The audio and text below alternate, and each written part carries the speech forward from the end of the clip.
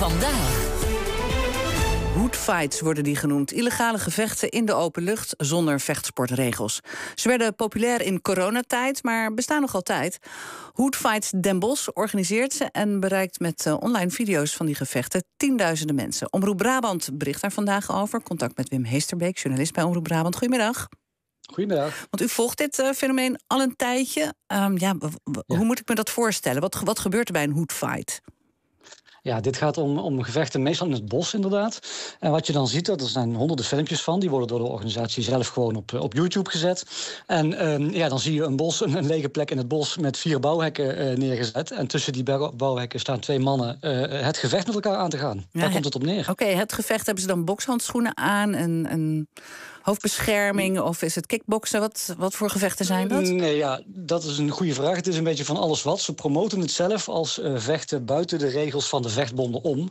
Dus er gelden bijna geen regels. Ze hebben wel zelf een aantal regels dan opgesteld, maar daar wordt ook niet iedereen houdt zich daar altijd aan. Is te zien op die filmpjes. Bokshandschoenen zie ik wel, maar verdere bescherming niet.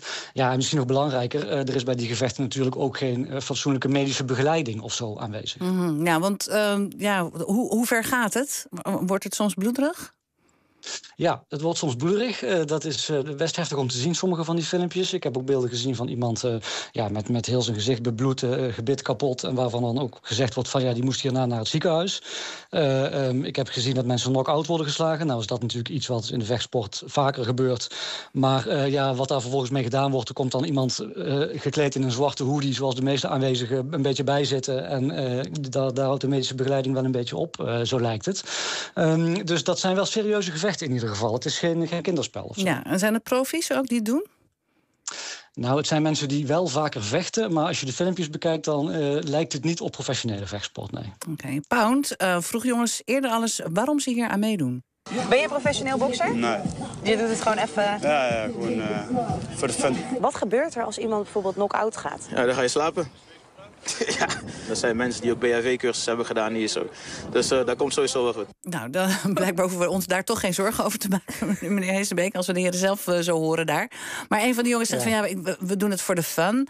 Is dat, denkt u, ook echt het doel van de mensen die dit organiseren? Ik denk dat ze er zelf soms wel veel plezier aan beleven, inderdaad. De filmpjes zijn heel opzwepend. De organisator van dit gebeuren die komt overigens in ieder filmpje gewoon voor, ook met zijn gezicht en naam. Dat is allemaal weinig geheimzinnig. Maar die is heel enthousiast. Die staat te schreeuwen in de camera. Meld je aan, volgende week gaat die en die knokken. We gaan voor moord. Dat zijn ook teksten die hij dan trouwens gebruikt. Dus dat is zeg maar ook een beetje... De teksten zijn soms ook een beetje heftig. En over die arts, want er werd net in het filmpje van Poont gezegd van er is nog een arts. Ik heb gesproken met de Nederlandse Vechtsportautoriteit en die zei ook van soms zetten ze dan een soort bedrijfsarts er neer of iemand met een BHV-diploma. Mm-hmm. Maar dat zijn natuurlijk nooit officiële ringartsen, zoals dat genoemd wordt, die in de vechtsport actief zijn.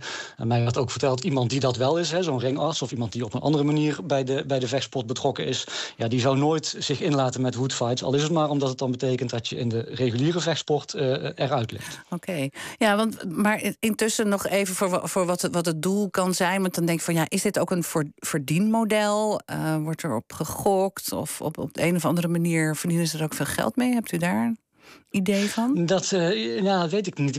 Voor die gevechten hoeft niet betaald te worden. Dat is wel opvallend. Maar als je verder naar die organisatie uit Den Bosch kijkt, die hebben bijvoorbeeld ook een website met ook een webshop daar. Dus daar kun je slippers kopen met het logo van Hoodfights Den Bosch, zoals ze zichzelf noemen.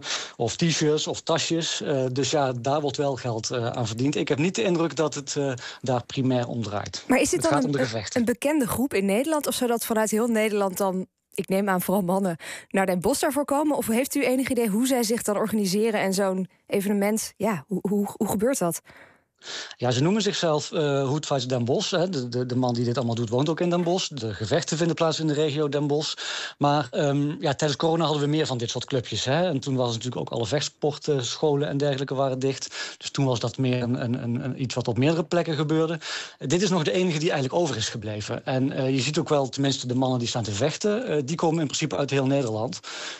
Dat weet ik toevallig, omdat er een filmpje is van een van die gasten die in het ziekenhuis ligt. En die lag ergens in Noord-Holland in het ziekenhuis. Ik weet niet of dat door een gevecht kwam, maar in ieder geval daar werd een soort telefonisch interviewtje mee gedaan. Ook weer voor het kanaal van, deze organisatie.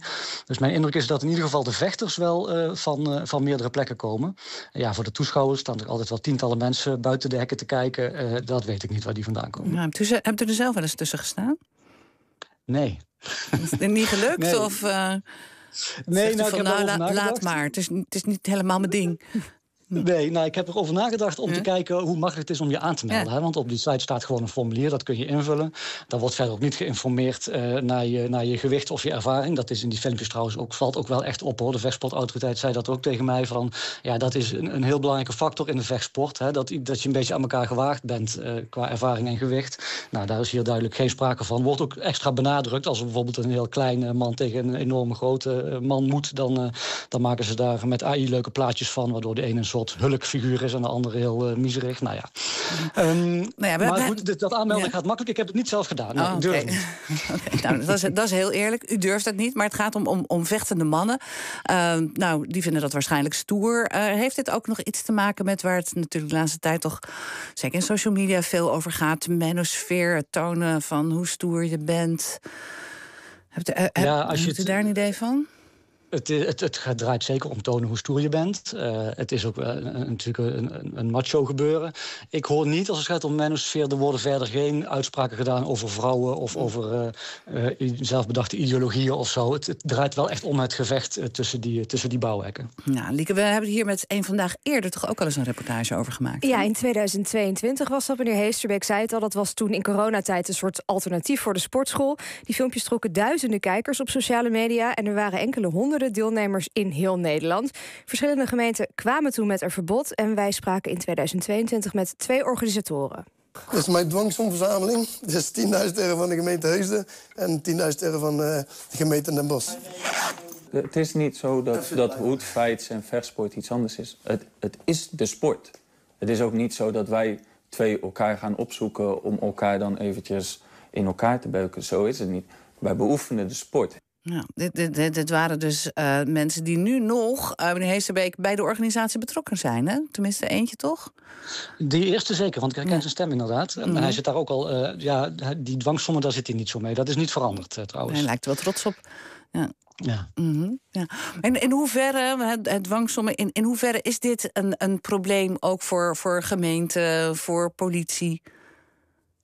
Ja, in die zin dat zij zeggen van, we willen daar best tegen optreden. De gemeente legt dwangsommen op. De politie neemt het, zeggen ze, ook best wel serieus. Ze hebben het over openbare geweldpleging als ze dit na moeten geven. Maar zij zeggen ook, ja, optreden is lastig. Die filmpjes worden natuurlijk online geplaatst als het gevecht al geweest is.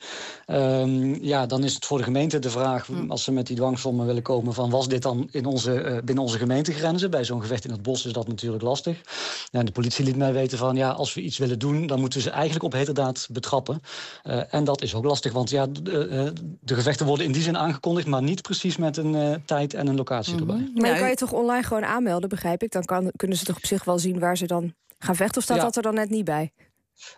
Ik denk dat als je je aanmeldt als vechter, dat je dan mogelijk wel wat wijzer wordt. Ja, dat is misschien een tip voor de politie. Ja.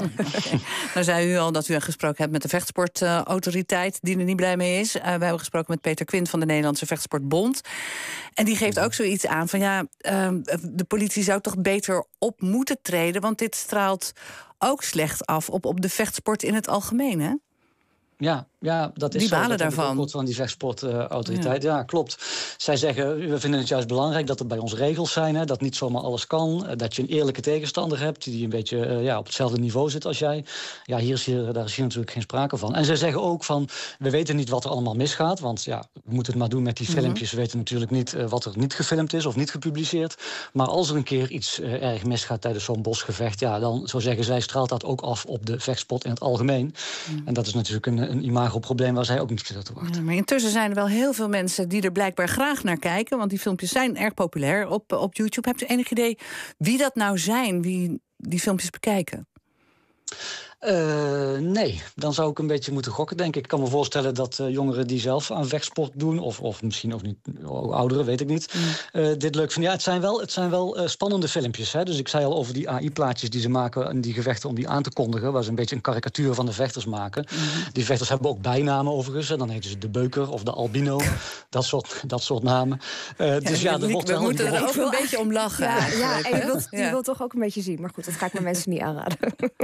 Ja, maar goed, er zijn mensen die dat aardig vinden om naar te kijken. Maar het is zeker voor de vechtsportautoriteit en voor de vechtsportbond een probleem. En ook politie en gemeente zitten er een beetje mee in de maag. Dank u wel voor uw verhaal hierover. Wim Heesterbeek was dat van Omroep.